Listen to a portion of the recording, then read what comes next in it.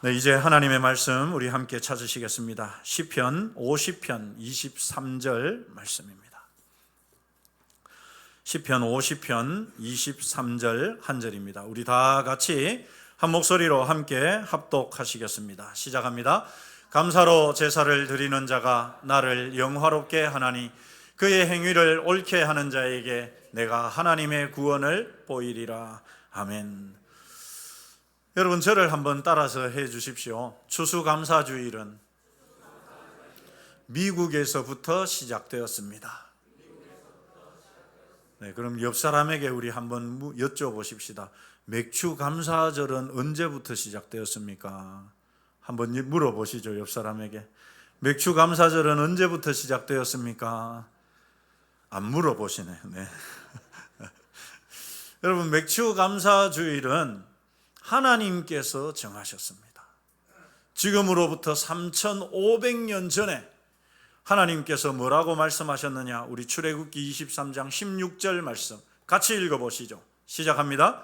맥추절을 지키라. 이는 내가 수고하여 밭에 뿌린 것의 첫 열매를 거두미니라. 수장절을 지키라. 이는 내가 수고하여 이룬 것을 연말에 밭에서부터 거두어 저장함이니라. 아멘. 여러분, 이 맥추절을 지키라고 분명히 말씀하셨죠. 출애굽기 23장에서 하나님이 말씀을 하신 겁니다. 이때가 언제냐 여러분? 출애굽기니까 이스라엘 백성들이 그 애굽에서 고생하며 노예로 살다가 모세를 통해서 하나님이 이끌어내셨죠. 그리고 이들이 어디에 도착했느냐? 2달 만에 시내산에 도착했을 때 하나님께서 주신 말씀 가운데 바로 이 말씀이 있습니다.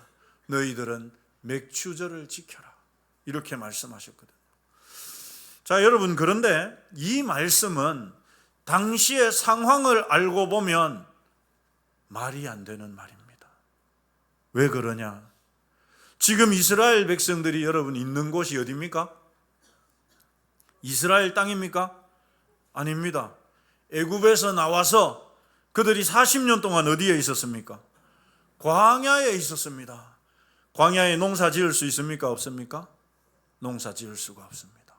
그런데 하나님 뭐라고 말씀하시느냐? 맥추절을 지키래요. 여러분, 그러면 어떻게 지킵니까? 농사를 지어야지 맥추절을 지킬 것 아닙니까? 맥추라는 말이 뭡니까? 여러분, 보리맥자를 써서 보리를 수확하고 난 다음에 그것으로 지키는 것이 맥추절이거든요. 그런데 여러분, 광야 한복판에서 마실 물도 잘 없는데 나무도 풀도 제대로 자라지 않는 곳인데 어떻게 맥추절을 지키냐? 물론 이 말씀은 하나님께서 나중에 40년 이후에 그들에게 주시는 땅, 젖과 꿀이 흐르는 그 가나안 땅에 들어가서 농사를 지어서 첫 곡식을 수확을 하고서 지키라, 그런 의미도 분명히 있었습니다. 그러나 여러분, 그것보다 더 중요한 의미, 더 맥추절을 지키라고 하신 더 중요한 이유가 2가지가 있습니다. 그 첫 번째 이유가 무엇이냐? 여러분, 이 맥추절, 그 해에 농사 지은 것 중에 첫 번째 수확한 때였거든요. 그때가 언제냐 하면 바로 요즘 우리나라로 치자면 요즘과 같은 한 해가 절반 정도 지나왔을 때쯤 됩니다. 그러니까 여러분, 이 맥추절을 지키라는 의미는 무슨 말이겠습니까? 한 해의 반틈을 지나오면서 그 반년 동안 하나님께서 베풀어 주신 그 은혜에 어떻게 해라? 감사하라는 의미가 담겨 있는 거예요. 우리 한번 따라서 하십시다. 맥추절은 감사하는 날입니다. 그렇습니다, 여러분. 특별히 무엇을 감사하느냐? 한 해 농사의 첫 번째 곡식을 수확하는 그 기쁨, 거기에 대한 감사도 있지만 그보다는 더 중요한 의미가 무엇입니까? 한 해 절반 동안 지나올 때, 여러분, 2025년이 시작되고 1, 2, 3, 4, 5, 6개월이 지나오는 동안에 여러분들의 인생에도 이런저런 일들이 많이 있을 거라고 생각합니다. 그 가운데서 하나님이 베풀어 주신 은혜가 어떤 것이 있는가 기억하라는 것이죠. 한 해가 다 지나가고 나서 연말이 돼가지고는 1월, 2월, 3월, 4월 달에 어떤 일이 있었는지를 잘 기억하지 못하니까 그 중반쯤 왔을 때 하나님이 앞에 나에게 베풀어 주신 은혜들이 무엇인가? 그것을 기억해서 어떻게 해라? 감사하라는 것입니다. 두 번째, 여러분, 숨어있는 이 맥주절을 지켜야 하는 두 번째 의미가 뭐냐? 바로 본문에서 우리가 알 수가 있습니다. 여러분, 옛날 미국의 어느 작은 마을에 작은 병원이 있었는데 그 한 병실에 2명의 환자가 있었습니다. 다른 한 명은 이제 말기 폐암 진단을 받아가지고 살 날이 얼마 남지 않은 환자였고, 또 한 명의 환자는 허리 수술을 해서 디스크 수술을 해가지고 병원에 실려서 누워서 들어와가지고 수술하고도 병실에 꼼짝도 못하고 누워있는 사람이었습니다. 여러분, 이 두 사람 가운데 더 중한 병에 걸린 사람은 누굽니까? 폐암 말기인 사람이죠. 기침을 심하게 하며 피를 토하기도 하지만 그래도 하루에 1시간 정도는 일어서 가지고 그 환자의 이 침대가 창가 쪽에 있었어요. 그래서 일어나서는 그 창가를 바라보면서 얼굴에는 미소를 띠면서 중얼중얼 혼자 중얼중얼 뭐라고 그러더라고요. 이 디스크 환자가 누워서 이 문 입구 쪽에 자기 침대에서 누워서 그 사람을 볼 때마다 너무 신기한 거예요. 도대체 저 사람이 저 바깥에 뭐가 저렇게 좋은 게 있어가지고 저렇게 창을 볼 때마다 미소를 띠면서 뭐라고 저렇게 중얼거리는가. 그런데 이 디스크 환자는 얼굴을 찡그리고 병간호를 하는 가족들에게도 간호사들에게도 짜증 섞인 말만을 할 뿐이었어요. 너무 아프고 고통스러우니까. 어느 날 디스크 환자가 잠에서 이렇게 자다가 한숨 자고 일어났는데 아니나 다를까 그날도 이 폐암 환자가 창가를 보면서 그 어느 날보다도 얼굴이 환하게 미소를 지으면서 또 혼자 뭐라고 중얼중얼 거리더라는 거예요. 그래서 도저히 궁금해서 안 되겠어요. 이보시오, 그 바깥에 그 뭐가 있는데 그렇게 미소를 짓고 있습니까? 눈을 탁 감고서는 이야기를 해주는데 저곳에는요 호수가 잔잔한 호수가 있는데 거기에는 보트들이 사람들이 보트를 타고 다니고 있고 백조들이 한가롭게 물 위에서 헤엄치면서 다니고 있고 가족들이 그 호수 주변을 손을 잡고 산책하고 있고 아이들은 막 즐겁게 뛰놀고 있습니다. 그러니까 이 디스크 환자가 꼼짝 않고 누워 있으면서 야, 그러면 그렇지. 밖에 그렇게 좋은 게 있으니까 저 사람이 그걸 보면서 저렇게 미소를 짓고 있구나. 그러면서 한편으로는 이 속에서 화가 치밀어 올라오는, 병원에서부터 자기가 차별받고 있다고 생각해요. 저 사람은 저 창가에다가 그래서 저 밖을 바라보면서 저렇게 평온하게 살게 해놔놓고 나는 이 구석탱이에 놔둔다고. 그래서 이 사람이 그날부터 저 사람 빨리 안 죽나? 빨리 죽었으면 좋겠다. 왜요? 그러면 그 자리 자기가 차지하게 되니까. 아니나 다를까 여러분, 그날 밤에 자는데 이 암 환자가 막 고통스럽게 막 기침을 해대고 뭐 신음소리를 막 내는 거예요. 그래서 순간적으로 비상벨을 눌러가지고 의사나 간호사를 부르려다가 뭐가 생각이 났습니까? 저 자리가 생각이 난 거야. 그래서 자는 척하고 있었는 거예요. 결국 여러분, 그렇게 뒤척이던 이 사람이 조용해지더니만 그 다음 날에 세상을 떠나고 말았습니다. 아니나 다를까 병원에서 그 자리로 침대를 옮겨놔줬습니다. 아직 허리가 아파가지고 꼼짝도 못하는데 그래도 용을 써가지고 일어나가지고 창가를 내다봤습니다. 부푼 마음으로 창가를 탁 내다봤는데 거기에는 잔잔한 호수가 쫙 펼쳐져 있는 게 아니라 희멀건 담벼락만 이렇게. 이게 뭐지? 그러면서 이 암 환자가 중얼중얼 거렸던 그 말이 떠올른 거예요. 그 말이 뭐였느냐? 하나님 감사합니다. 하나님 감사합니다. 하나님 감사합니다. 그걸 중얼중얼 거렸다.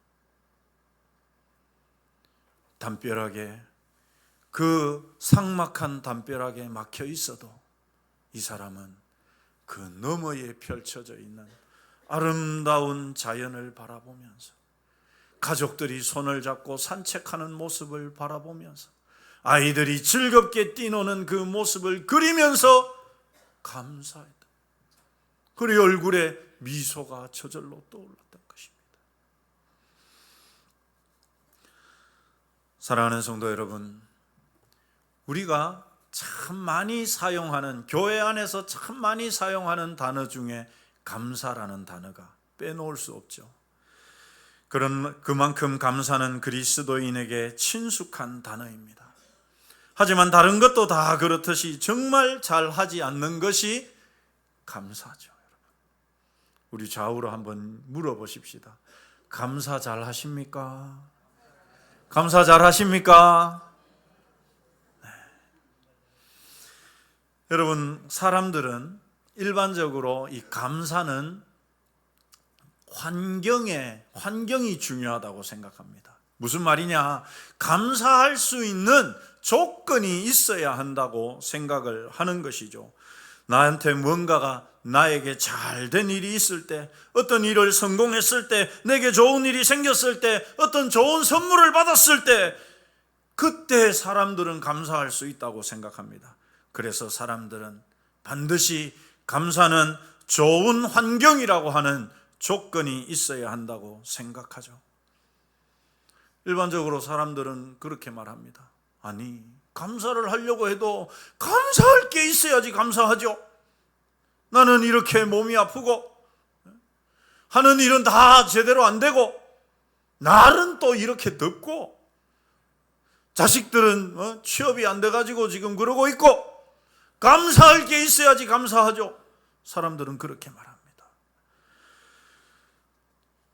그래서 모두가 어떤 좋은 일이 있을 때 좋은 환경이 되어야 감사할 수 있다고 생각하죠. 그러나 여러분, 좀 전에 제가 말씀드린 이야기에 보면 감사는 반드시 조건이나 환경이 아니어도 된다는 것을 우리가 알 수가 있습니다. 그러면 도대체 우리는 어떻게 조건이나 환경이 아니라 그것을 뛰어넘어서 감사할 수가 있을까? 한번 따라서 하십시다. 감사에 대한 개념이 바뀌어야 된다. 여러분, 감사에 대해서, 감사라는 말에 가지고 있는 그 가치관 자체가 바뀌어야만 환경이 아니라 그것을 넘어서는 감사를 할 수가 있는 것이죠. 여러분, 우리 한번 따라서 하십시다. 감사의 조건은 믿음이다. 한 번 더 하십시다. 감사의 조건은 믿음이다. 이 말이 무슨 말입니까, 여러분? 믿음이 있으면 감사할 수 있다는 말이죠. 믿음이 없으면 감사할 수 없다는 말입니다. 믿음이 감사의 조건이다.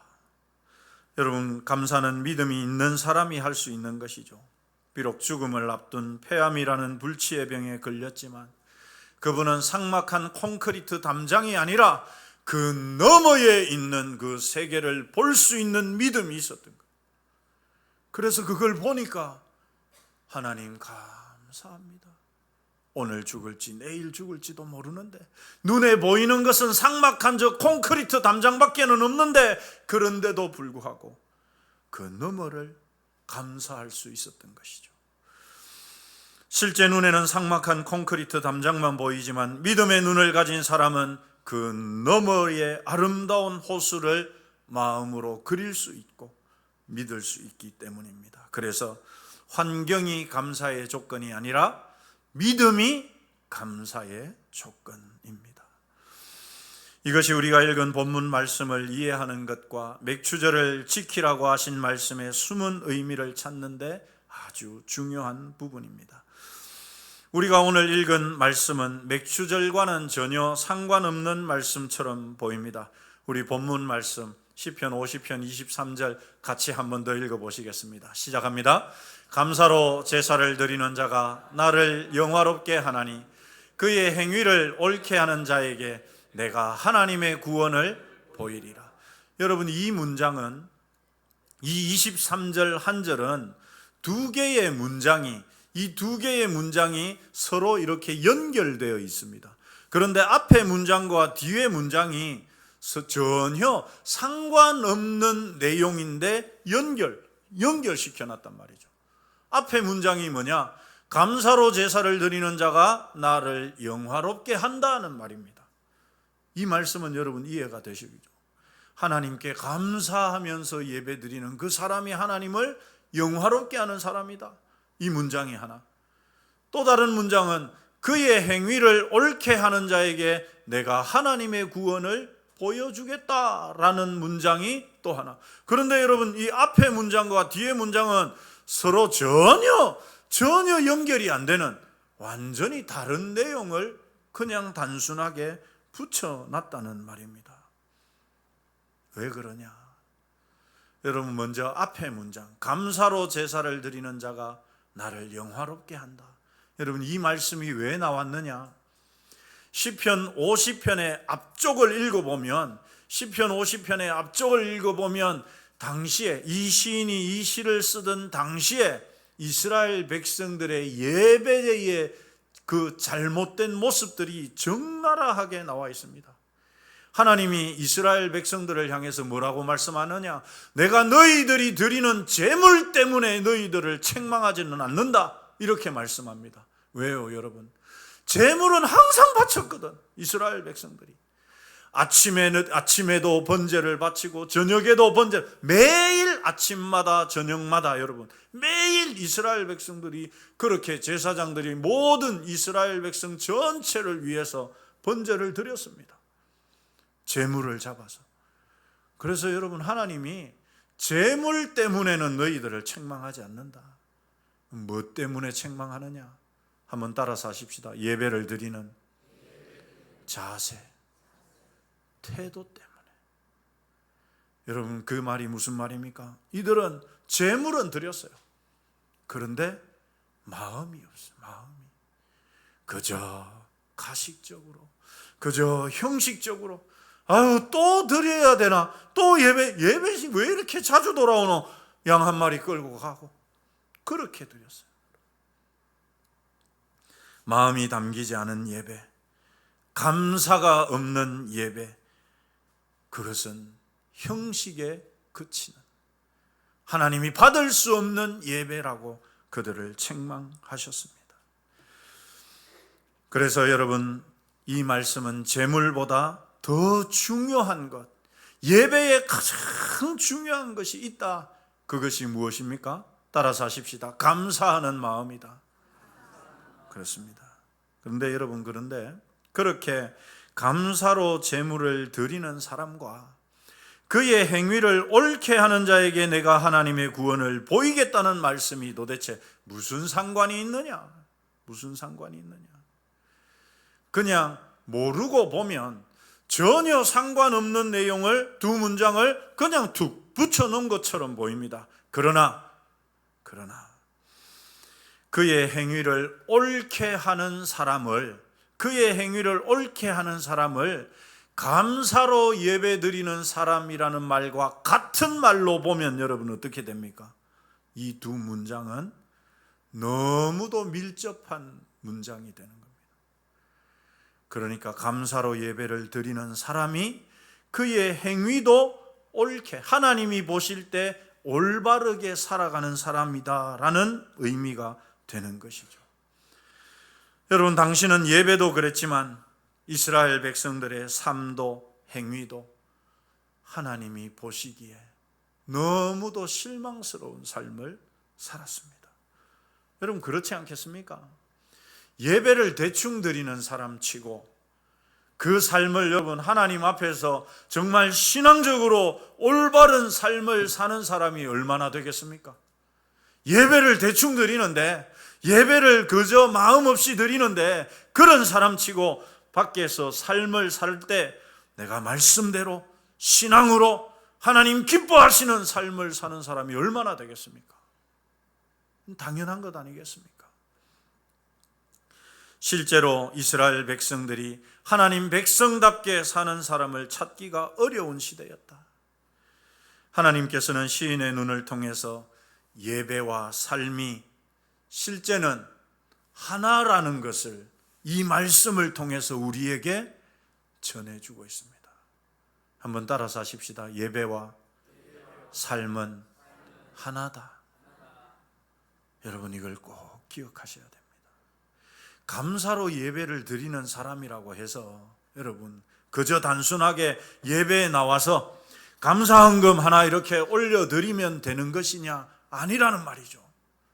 감사로 예배를 드리는 사람이 어떤 사람이냐? 실제 자신의 삶을 정말 신앙으로 믿음으로 살려고 몸부림치는 사람, 그렇게 실제 일주일의 삶을 살고 와서 하나님께 예배 드릴 때 그것이 감사로 드려지는 예배라. 삶이 예배와 연결되어 있을 때라야만 실제로 여러분 감사로 예배를 드리는 것이 가능하다라는 말씀을 이 시편 50편 23절이 해주고 있는 것입니다. 여러분, 제대로 된 예배의 핵심이 뭐냐? 그것은 감사가 있느냐 없느냐. 이 자리에 우리 예배 드리시는 우리 성도님들 지금 이 자리에 있지만 정말 내 마음속에 하나님에 대한 감사가 있느냐? 그저 맥주 감사주일이라고 교회에서 이렇게 정해놨으니까 아이고 그냥 뭐 감사하는 날인갑다가 아니라 정말 하나님께 대한 감사의 제목을 가지고 한 해의 절반을 보내면서 하나님이 나에게 베풀어 주신 그 은혜들을 내가 정말 갖고 그 제목을 갖고 왔느냐. 그리고 여러분, 그런 감사의 삶을 사는 사람은 일주일의 세상에서의 삶도 어떻다요? 신앙적으로 살아간다. 하나님이 기뻐하실 만한 삶을 산다라는 사실입니다. 여러분, 감사의 믿음이 중요하다라고 말씀을 드렸죠. 감사의 조건은 믿음이라고 말씀드렸죠. 왜 그러냐? 여러분, 맥추절에 대해서 알려주시는 말씀 우리 한 번 더 같이 읽어보시죠. 시작합니다. 맥추절을 지키라. 이는 내가 수고하여 밭에 뿌린 것의 첫 열매를 거둠이니라.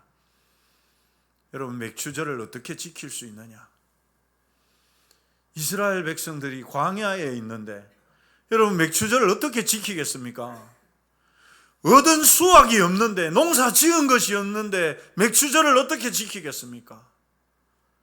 따라서 하십시다. 감사로, 믿음으로 그렇게 지키는 거예요. 지금은 보이는 것은, 이스라엘 백성들이 머무는 곳은, 우리 여러분 문을 열고 저 밖에 잠깐만 나가면 지금 어떻습니까? 밖에 온도가 숨이 턱턱 막히잖아요. 한 5분만 세워놓으면 죽을 것 같아요. 이스라엘 백성들이 지금 있는 그 땅이 그런 곳입니다. 그 광야, 아무것도 없어요. 하나님이 가나안 땅, 젖과 꿀이 흐르는 땅을 너희들에게 주겠다라고 말씀했는데 지금 이스라엘 백성들이 이 맥추절을 지키라고 하나님께서 말씀하시는 그 장소, 그 환경은 어떤 환경이냐? 삭막한 광야. 있는 것은 쨍쨍 내리치는 햇볕밖에는 없는. 그런데 여러분, 맥추절을 어떻게 지키겠습니까? 믿음의 눈을 들어서 하나님께서 우리에게 주신다고 하신 그 아름다운 가나안 땅을 바라보면서 거기에서 내가 수확을 해서 곡식이 자라나서 그 처음으로 얻은 그 수확을 가지고 하나님 앞에 드릴 때, 그래서 여러분, 믿음이 있어야 맥추절을 지키는 것이 가능합니다. 그리고 그 믿음과 함께 감사함이 동반되어서 맥추절을 지킬 수 있었던 것이죠. 이제 겨우 출애굽한 지 2달밖에 지나지 않았는데 앞으로 여러분 40년이라는 시간을 지나야 하는데 가나안 땅에 들어가서 첫 수확을 하고서야 지킬 수 있는 맥추절을 지키라고 하나님은 말씀하십니다. 보이는 것은 황량한 사막과 광야밖에는 없었습니다. 폐암 환자가 삭막한 콘크리트 너머를 볼 수 있었던 것처럼 그 광야를 넘어서 40년이라는 시간도 넘어서 젖과 꿀이 흐르는 가나안 땅을 그들이 차지하고 사는 것을 믿음으로 바라볼 때 맥추절을 지키는 것이 가능했습니다. 그래서 여러분, 감사의 예배, 감사의 예물을 드리는 유일한 조건이 믿음이다라는 것입니다. 이 말을 다른 말로 하면 믿음이 있는 사람이 감사할 수 있고 감사하는 사람이 진짜 믿음을 사는 사람이며 그 삶도 바르게 사는 사람인 것입니다. 우리 한번 따라서 하십시다. 감사하는 사람이, 죄송합니다. 믿음이 있는 사람이 감사할 수 있고 감사하는 사람이 진짜 믿음을 가진 사람이며 그 삶도 바르게 사는 사람이다. 이것이 여러분, 오늘 본문을 통해서 하나님이 우리에게 주시는 말씀입니다. 세상 사람들은 늘 조건을 따지고 환경을 보면서 감사도 하고 불평을 합니다. 하지만 여러분, 저와 여러분은 불평이라고 하는 단어는 잊어버려야 하는 사람입니다. 맞습니까? 여러분, 저와 여러분은 불평이라는 것은 잊어버려야 합니다. 왜요, 여러분? 불평할 상황에서도 믿음을 가지면 어떻게 됩니까? 감사할 수 있게 되기 때문인 것입니다. 그래서 범사에 감사하는 것이 가능하게 되는 것이죠. 사랑하는 성도 여러분, 늘 입술에서 감사가 떠나지 않는 저와 여러분이 되시기를 소망합니다. 2025년 맥추감사주의를 맞으면서 저와 여러분의 삶에 감사가 더욱더 풍성한 삶이 되시기를 축원합니다. 비록 문제가 있고 상황이 해결되지 않더라도 믿음으로 그것을 뛰어넘어 하나님을 바라보며 감사함으로 예배하는 저와 여러분이 되시기를 주님의 이름으로 축원합니다. 기도하겠습니다. 하나님, 은혜를 감사드립니다. 때로는 주님 손꼽아 보면 우리의 삶에는 여전히 해결되지 않은 문제들도 있고 답답